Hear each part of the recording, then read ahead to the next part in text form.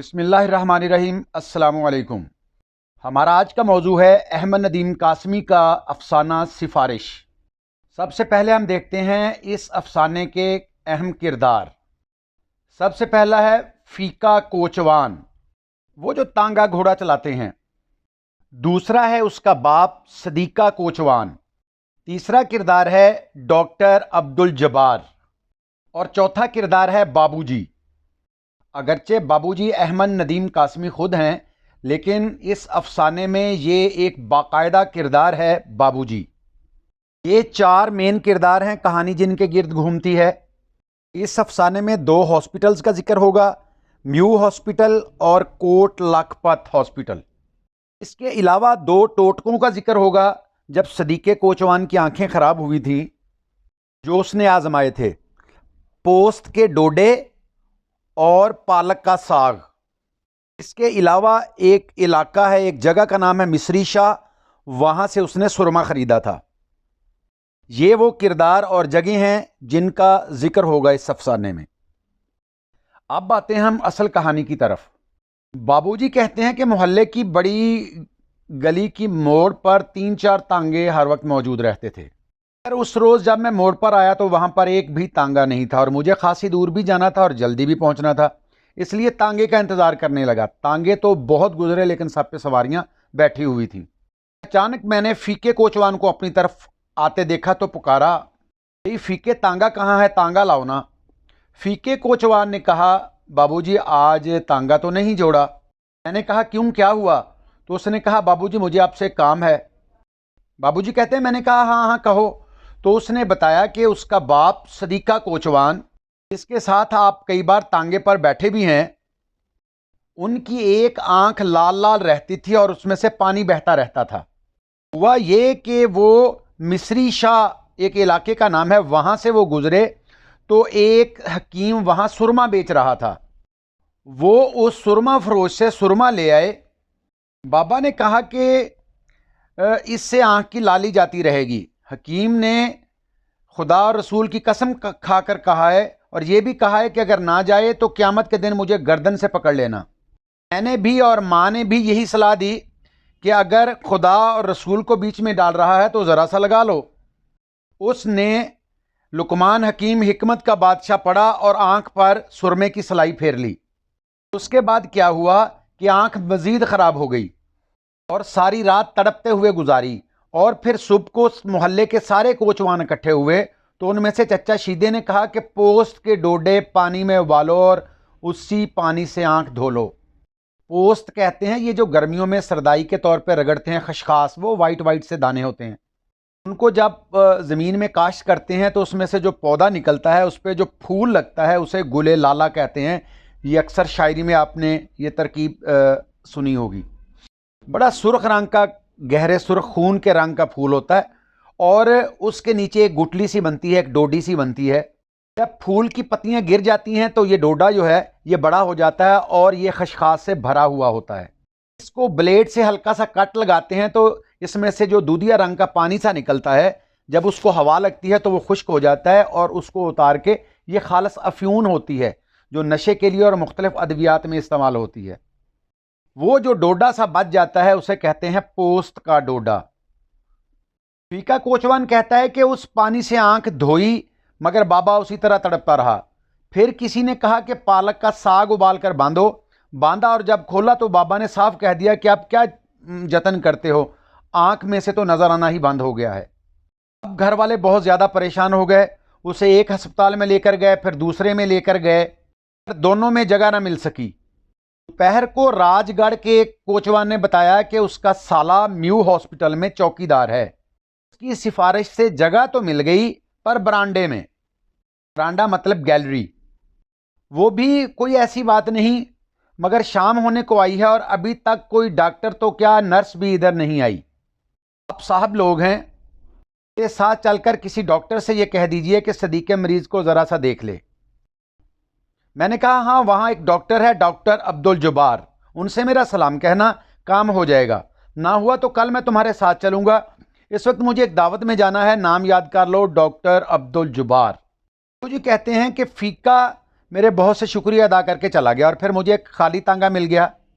رات کو جب میں واپس گھر آیا تو معلوم ہوا کہ فیکا کوچوان آیا تھا اور کہہ گیا تھا کہ بابو آئیں تو مجھے بلا لیں۔ بابو جی کہتے ہیں میں نے سوچا کہ اس وقت کون بلائے، اگر فیکے کوچوان کا کام ہو گیا ہوگا تو اس نے شکریہ ادا کرنا ہوگا، اور اگر نہ ہوا ہوگا تو جو بھی کوشش ہوگی وہ کل ہی ہوگی۔ صبح ابھی میں بستر سے نکلا ہی نہیں تھا کہ فیکے نے دروازہ کھٹکھٹایا۔ پتہ چلا کہ رات ڈاکٹر جبار ڈیوٹی پر نہیں تھے، ان کی ڈیوٹی آج دن کی ہے۔ ابو جی نے کہا میں تمہیں اپنا کارڈ دے دیتا ہوں، وہ ڈاکٹر جبار کو دکھا دو، بڑے یار آدمی ہیں، فٹافٹ کام کر دیں گے۔ ہمارا باپ ایک بار وارڈ میں چلا جائے پھر میں علاج کے لیے تو خود جا کر کہوں گا۔ میں نے کارڈ پر لکھ دیا تھا جبار صاحب اس کا کام کر دیجئے، بیچارہ بڑا ہی غریب آدمی ہے، دعائیں دے گا، اور مجھے یقین تھا کہ کام ہو جائے گا۔ فیکا مجھ سے کارڈ لے کر یوں چلا کہ جیسے اسے دنیا جہان کی دولت مل گئی ہو۔ بابو جی کہتے ہیں کہ میں دن بھر غائب رہا اور فیکا دن بھر میرے گھر کے چکر کاٹتا رہا۔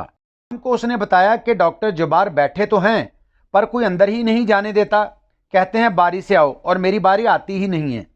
اب جس کے کپڑے پھٹے پرانے ہو اس کی باری کیسے آ سکتی ہے بابو جی؟ میں نے وعدہ کیا کہ کل ضرور چلوں گا، اب تو شام ہو گئی ہے۔ بابو جی کہتے ہیں مجھے اگلے دن سویرے ہی شیخو پورہ جانا پڑ گیا۔ رات کو واپس آیا تو معلوم ہوا کہ فیکا آیا تھا۔ اس کے بعد 3 دن تک میں نے زیادہ تر وقت گھر میں ہی گزارا مگر فیکا نہ آیا۔ چوتھے روز میں نے گلی کے موڑ پر ایک کوچوان سے فیکے کے بعد کا پوچھا تو معلوم ہوا کہ اسے وارڈ میں جگہ مل گئی تھی۔ اتنے میں فیکا بھی آ گیا۔ تھوڑی سی شرمندگی بھی تھی اس لیے جھوٹ بولنا پڑا۔ میں نے کہا کیوں فیکے، ڈاکٹر جبار نے تمہارا کام کر دیا نا؟ فیکا بولا مگر بابو جی وہ تو مجھ سے ملے ہی نہیں۔ میں نے فوراً کہا کہ میں نے انہیں فون کر دیا تھا۔ فیکے نے کہا تب بھی میں کہوں کہ نرس بار بار یہ کیوں کہہ رہی ہے کہ دیکھو بوڑھے کو تکلیف نہ ہو۔ اگلے دن فیکا پھر آیا اور اس نے کہا کہ آپ کی مہربانی سے داخلہ تو مل گیا تھا پر انہوں نے بابا کو کوٹ لکھپت کے ہسپتال میں بھیج دیا ہے، وہ گھر سے دور بھی ہے۔ آج میں اماں کو ساتھ لے کر گیا تھا، 2 روپے ضائع ہو گئے، کچھ ہو سکے تو کیجئے گا۔ بابو جی کہتے ہیں میں نے کہا میں ابھی جا کر ڈاکٹر عبدالجبار کو فون کرتا ہوں، اور میں نے فون بھی کیا مگر ڈاکٹر صاحب مل نہ سکے، پھر اپنے کاموں میں مصروف ہو گیا۔ بابو جی کہتے ہیں کہ 5-6 روز بعد میں نے فیکے کو دیکھا تو سوچا کہ نظریں چرا کر ساتھ والی گلی میں مڑ جاؤں اور وہاں سے بھاگ نکلوں، مگر فیکا فوراً میرے پاس آیا اور بولا بابو جی سمجھ میں نہیں آتا کہ میں آپ کے کس کس احسان کا بدلہ اتاروں گا۔ جی کہتے ہیں میں نے کہا واپس آ گیا نا تمہارا بابا؟ فیکے نے کہا کہ واپس بھی آ گیا اور آپریشن بھی ہو گیا، جمعے کو پٹی کھل رہی ہے، دعا کیجئے گا۔ پھر فیکا جمعے کی شام کو آیا اور آتے ہی زار زار رونے لگا اور کہا بابو جی غضب ہو گیا۔ کھلی تو پتہ چلا کہ ایک آنکھ تو گئی ہی تھی، دوسری پر بھی اثر پڑ گیا ہے۔ کہتے ہیں پہلے آپریشن کا زخم ٹھیک ہوگا تو دوسرا آپریشن ہوگا اور دوسری آنکھ کا بھی ہوگا۔ بابو جی کہتے ہیں کہ میں نے اسے تسلی دی اور اسے ساتھ لے کر سامنے ہی ایک دکان سے ڈاکٹر جبار کو فون کیا مگر بدقسمتی سے وہ فون پر موجود نہ تھے۔ میں نے اس سے وعدہ کیا کہ کل جا کر ڈاکٹر جبار سے ملوں گا، ہسپتال نہ ہوئے تو انہیں گھر جا کر پکڑوں گا۔ دوسرے دن میں جا تو نہ سکا، البتہ ڈاکٹر جبار کو فون ضرور کیا مگر وہ پھر غائب تھے۔ ادھر فیکا بھی غائب ہو گیا۔ 2-2.5 ہفتے کے بعد دروازے پر دستک ہوئی، نوکر نے آ کر بتایا کہ فیکا کوچوان آیا ہے۔ میں نے بھی کھڑکی سے اسے دیکھ لیا تھا، وہ بالکل ہلدی کی طرح اس کا رنگ ہو رہا تھا۔ میں نے نوکر سے پوچھا کیا تم نے اسے بتا دیا کہ میں گھر پر موجود ہوں؟ نوکر نے کہا جی بس میرے منہ سے نکل گیا۔ بابو جی کہتے ہیں میں نے اسے کہا بڑے احمق آدمی ہو، میں نے اسے ڈانٹا اور کہا جاؤ کہہ دو کپڑے بدل رہے ہیں، آتے ہی ہیں۔ بابو جی کہتے ہیں کہ مجھے خیال آیا کہ میں کتنا چھوٹا آدمی ہوں، 2 پیسے یا 2 روپے یا چلو 2 لاکھ کی بھی بات نہیں، 2 آنکھوں کی بات ہے، اور میں جھوٹ بولے جا رہا ہوں۔ مجھے فیکے کے سامنے اعتراف کر لینا چاہیے کہ میں تمہارے لیے کچھ نہیں کر سکا۔ میں نے وہ فکرے سوچے جو فیکے کے سامنے اسے کہنے تھے کہ اسے بات سچی بھی معلوم ہو اور اسے دکھ بھی نہ ہو۔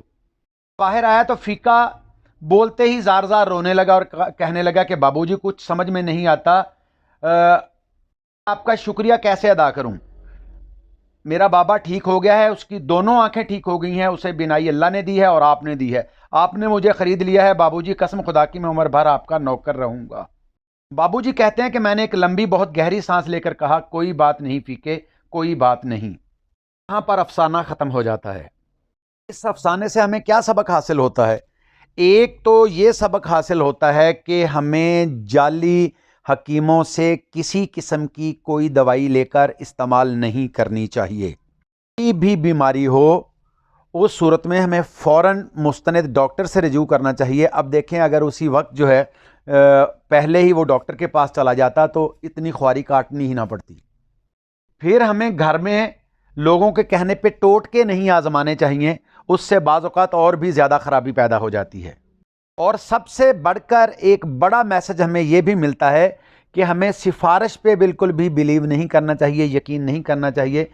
हमारे रिश्तेदारों में, दोस्त अहबाब में, जानने वालों में जो बड़े लोग होते हैं, उनके पास गरीब लोगों के लिए कोई वक्त नहीं होता। अफसाने में भी अगर आप देखें तो बाबूजी ने कोई बहुत ज़्यादा कोशिश नहीं की। अगर वो चाहता, दो आँखों की बात थी, उसके बाप फ़ीके कोचवान के बाप की बात थी, अगर बाबूजी चाहते तो वो ख़ुद जा सकते थे उसके साथ, लेकिन उन्होंने ज़्यादा जो है वो कोशिश ही नहीं की। फ़ीका बेचारा ये समझ रहा है कि सारा कुछ जो है ये बाबूजी की सिफारिश की वजह से हुआ है। अहमद नदीम कासमी हमारे मुल्क के बहुत अजीम शायर, अफसाना निगार और बेहतरीन अदीब थे। आपका असल नाम अहमद शाह था। आपने सरकारी नौकरी छोड़कर बहुत से रिसालों की अदारत की। इसके अलावा आप मजलिस तरक्की अदब के डायरेक्टर भी रहे। अदब में आला कारकर्दगी पर सदर अयूब की तरफ से आपको सदारती अवार्ड से भी नवाजा गया। तरक्की पसंद तहरीक के रूह रवां रहे। अफसाना सिफारिश इनके मजमूए कपास का फूल से अखज़ किया गया है। ये अफसाना मुशाहिदात की गहराई और तजर्बात की वसअत को समेटे हुए है। हमारे इर्द गिर्द लाखों बाबूजी हैं जो भाले और मासूम लोगों को बेवकूफ़ बनाते हैं और काम पड़ने पर टरखा देते हैं, और उन्हें इस पर ज़रा सी शर्मिंदगी भी नहीं होती।